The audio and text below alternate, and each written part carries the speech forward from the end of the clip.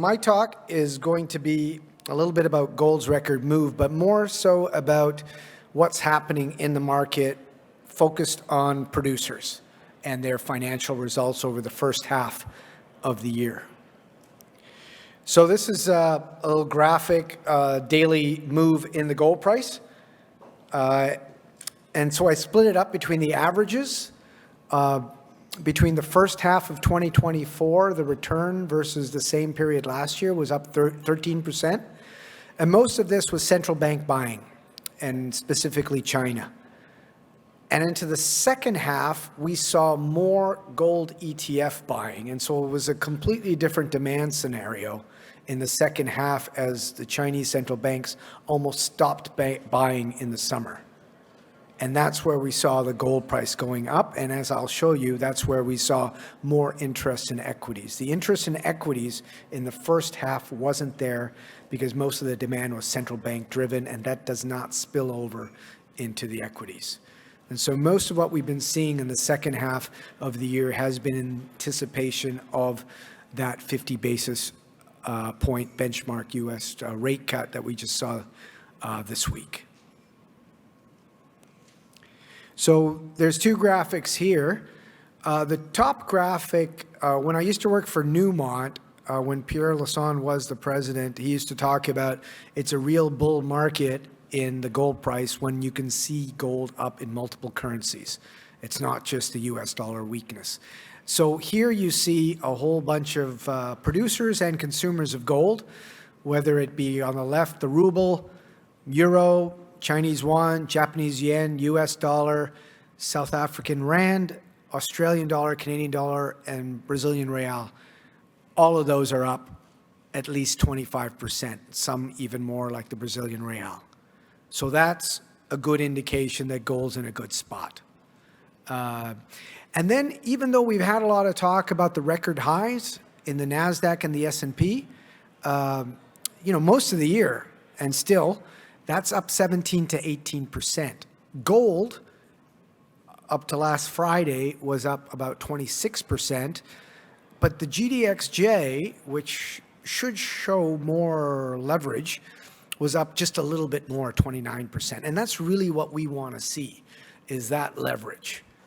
Back in the, let's say, in the late 90s, 2010s, we were seeing gold equities with 1.5, 2 times leverage.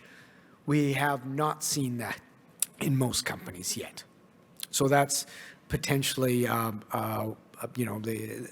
where we could get to. I doubt if we'll get to that same level, but it's got to be better than just 29% versus 25%. So this is what's changed. So when I told you about the second half being driven more by gold equity ETFs, this is inflow, outflow of funds going into global gold ETFs by region. And so the light blue is Europe, and the dark blue is the US, green is Asia. And so what we've been seeing, most of the first half is outflows. American, US outflows, and European outflows. During this entire period, Asia has been positive at different levels, but always positive, never an outflow, but never a significant in or outflow. Then we see Europe coming on in June with inflows, and then we see the US coming in bigger than Europe, and now even bigger in August. So that's a good sign. And so the Europeans would branch out into equities, but the US even more so. And so that's been a bit of a boon, as I'll show you, for the market. And so this is a graphic, a table, where I've taken the S&P Global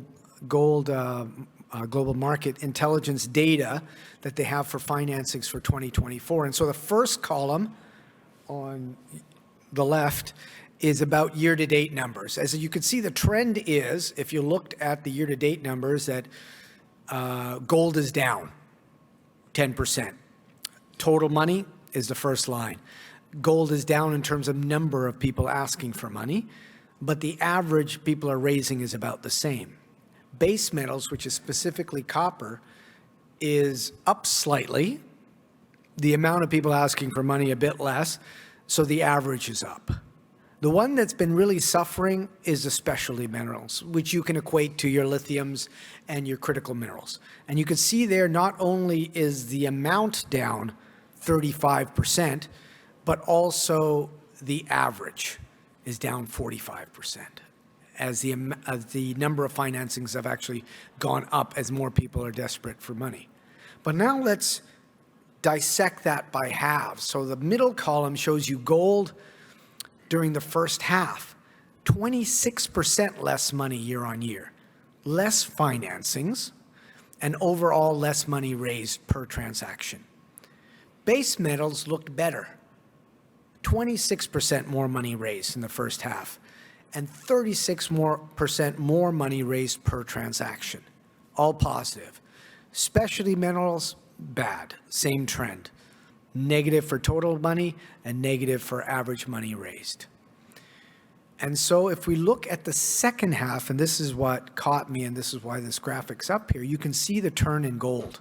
Now gold versus the first half of last year is up 90%. The number of transactions haven't changed versus last year, which would be July to September. So the average raised by each company is more. So the financing has improved for gold, gotten worse for base metals. Now they're down 30%. And the specialty minerals, that trend, the negative trends continued. It's gotten worse. Now it's down almost 2/3. So, and you can see that at the Beaver Creek Precious Metals Summit, you saw a lot less, even though it's precious metals, they invite critical mineral guys. You get everybody there. But you could see a lot more precious metals this time than last year, let's say. So now we'll look at these companies that I've been looking at. So there's 21 companies, mostly North American listed, cumulative market cap of $225 billion, about 8% of the market cap of NVIDIA. So we just got to put our numbers into perspective here. So the sector has been providing limited leverage in 2023, and we all saw that. Because a lot of that in 2023 as well was central bank buying, and we were having gold ETF outflows. And so we saw the first half, the GDX and the GDXJ were up 9 to 11%, but they didn't beat gold, which was up 13%. Now in the second half, we've seen an improvement, 17 to 18% out of the major gold equity ETFs versus gold price at 10. We're seeing 17 to 18%. Now we're seeing a bit of the leverage happening. So that's positive. And so in the graphic, what you see is the first half return, and you see that a lot of them, the majority, are positive in the second half. In the first half, it's all over the place a bit, but in the second half, most guys are up. And you can see the average is up. So 15% in the first half, but 21% only for the second half, only to September. And that's all US dollars. There's no mix between Canadian, Australian, or US dollars, all US dollar returns. So the companies varied widely in the first half. You had down 19% for Allied Gold with the Yamana Management in West Africa. Coeur, because it was silver, it was up 72%. Average return for the first half, about 15%. But in the second half, the only company down was Goldfields. And that was because they had a problem ramping up their Salares Norte project and an open-pit heap leach in Chile. And they also had some backfill issues at South Deep. Best performer was one of the companies that has the best margin, which is Lundin Gold with their Fruta del Norte. They were up 42%. So if we look just at the production, this is the first half production from these companies. Basically, 5 of them drive 70% of the production of the selected companies. So it's definitely weighted to the bigger companies, your Newmonts, Barricks, and also Anglo Gold, Agnico, and Kinross. I think I've got Barrick in there twice.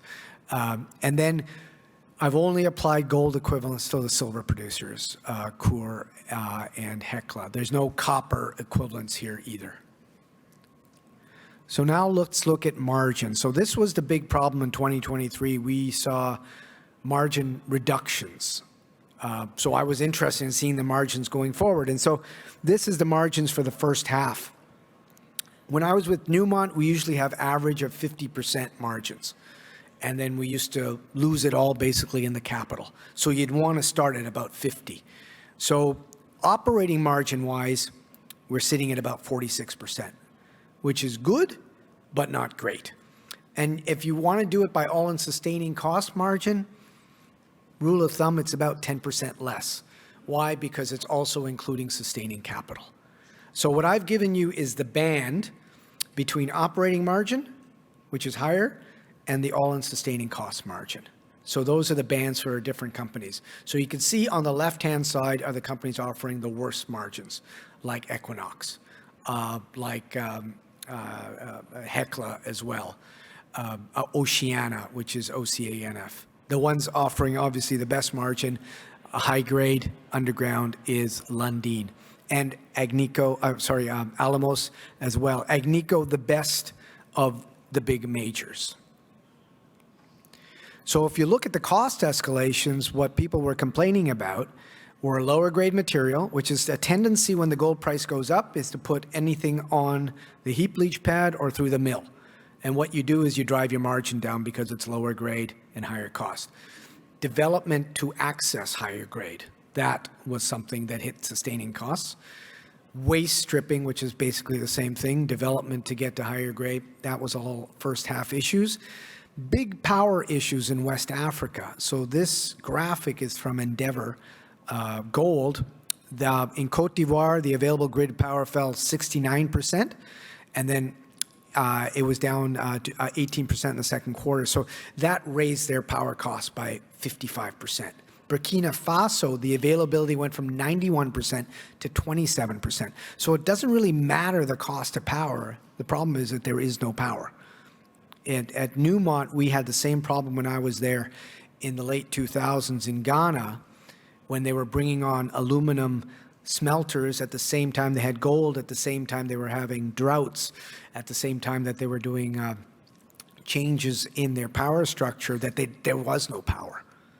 And that's what hit some of your West African companies in the first half. Others in Canada and other places were also hit by weather-related issues, whether it be fire or rain. But interestingly, the other problem was that those ones that had bigger royalties or streams that hit them as costs, the higher gold price impacted their costs. So a lot of people were complaining about higher costs related to their royalty structures. And so the other thing that we look at is when you're funding, or what you do with your cash flow, and what you do with your cash flow besides spending on operating is G&A, exploration, and financing. And so I broke it down between G&A, exploration, and financing, but overall, there's companies like the silver companies, Hecla, Coeur, and even Equinox. In terms of gold, they were spending 14 to 17% of their revenue. So this is all proportion on revenue, 14 to 17% on those three categories. The best was Alamos, B2 Gold, and Torex. They were spending about 5 to 7%. And in terms of G&A, the best were the bigger companies because they have economies of scale. They were spending 1 to 2% of their revenue on G&A. The silver companies and Allied Gold in West Africa and Oceana were spending the most, 6 to 8%. Exploration is what you want.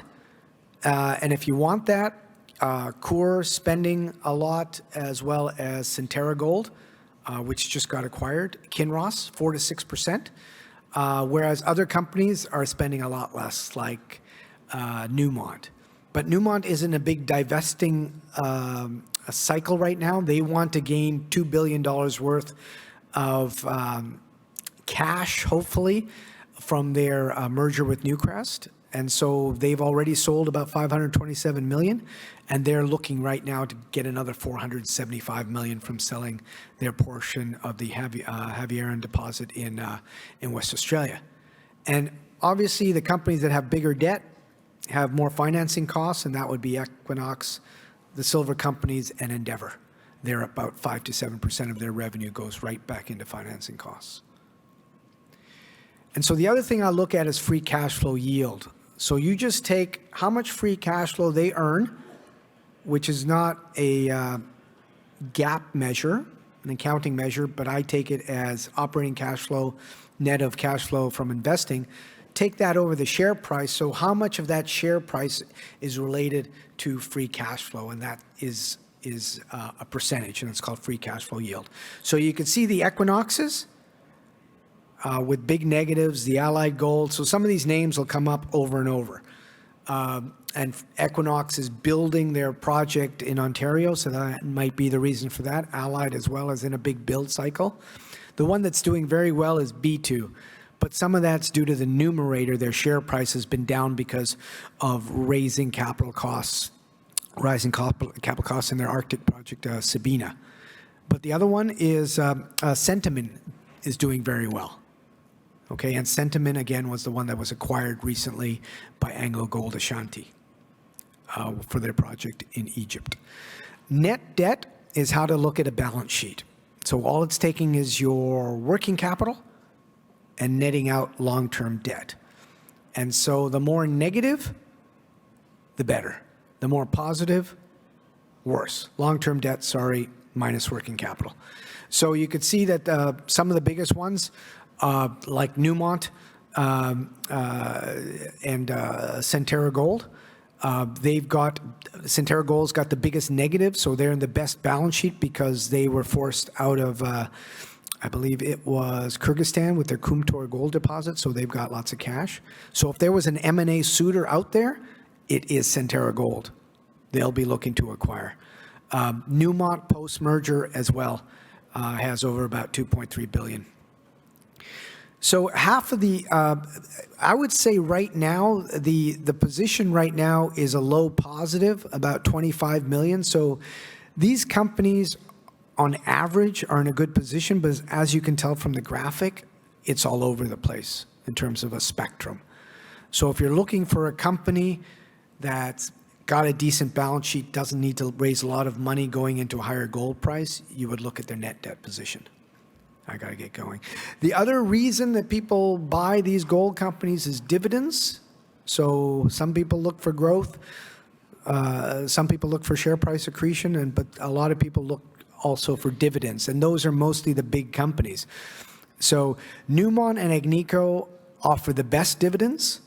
Pan American and Endeavour in terms of the intermediate, but anybody that's looking for dividends would be looking for a bigger company, diversified free cash flow, that one asset won't kill their dividend policy. And that would be a worry more so with Pan American or with Endeavour with their reliance on these assets in West Africa that had the issue with the power.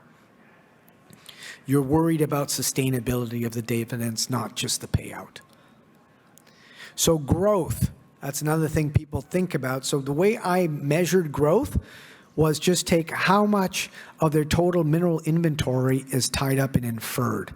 So the bigger proportion of inferred of their total mineral inventory, that's what I would say was where they could get growth.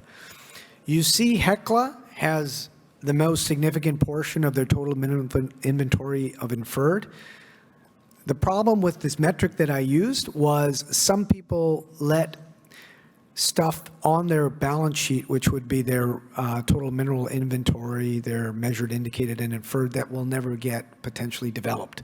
And they've acquired Fire Creek, and they've acquired other assets, but they have yet to build them, and they're just sitting there. And if they haven't built them yet, the question is, will they ever build them? And is that truly growth? So I would question the one for Hecla on that big number. But you can see Alamos has growth, West Dome, and also AngloGold Ashanti. A lot of that is tied up with the Silicon Merlin project that's got about 13 million ounces in the Walker Lane belt. And you got on the other end of the spectrum, and why I say Centerra would be a buyer is because of they're looking for growth. I got to move a bit faster. And so the net gain is like looking at valuations. And this is just EV per ounce. Definitely not the best way to look at it. But if we look, Wesdome is at a good valuation because even their EV per total mineral ounce that they have in terms of inventory is higher than the average for reserves. And if you look on the other side, you've got the Allied Gold, which is dominantly West Africa building, and Pan American Silver, which has a lot of assets that may never get restarted or built, which would be Navidad and the one in Guatemala that escapes me right now. Escobal? Yeah, that's the one. So yeah, so you can see, you can get an idea of valuation. And all of this metrics is easy to come up with in terms of enterprise value and looking at their balance sheets for where they're sitting with reserves and resources. So this is a lot to take in. So what I did for my subscribers about a month ago is I looked through all these companies and then I said, which one scored the best out of all these metrics? And everything that green was favorable. And so what I came up with was B2 Gold, Barrick, and Sentiment. Thankfully, rarely this happens to me, Sentiment got acquired. But I mean, anybody could do these metrics, but it's one way of taking this, looking at the gold price, which has gone up, and seeing how you gain exposure to it. All right? Okay, I'm not going to go over the summaries and conclusions, but we'll just move on because I'm out of time. So thank you very much.